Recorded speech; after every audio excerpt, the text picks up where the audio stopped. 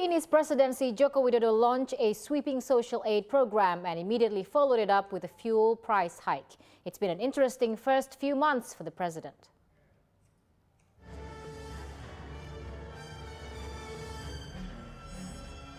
"2014 has been an unforgettable year for Indonesia. Along with a polarizing and riveting presidential election, stories about business and the economy have had their share of headlines. On November 3rd, just 2 weeks after his inauguration, President Joko Widodo launched the Health, Smart and Prosperous Family Cards.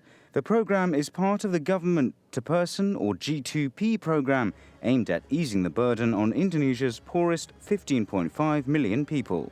The health card, as the name would imply, is essentially an insurance system on which the government pays the premium.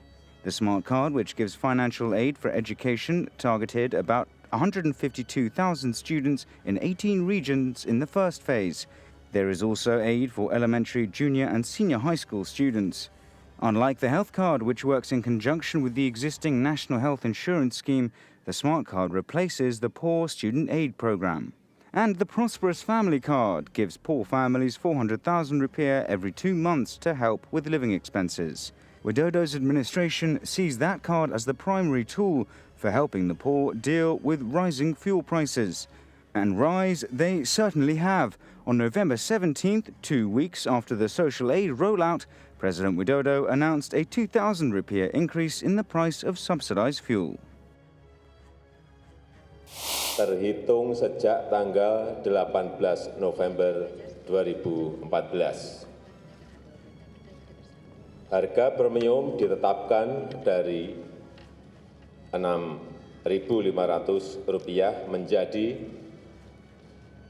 Rp8.500. Harga solar ditetapkan dari Rp5.500 menjadi Rp7.500. As expected, that hike led to a spike in the cost of food and transport as well as inflation.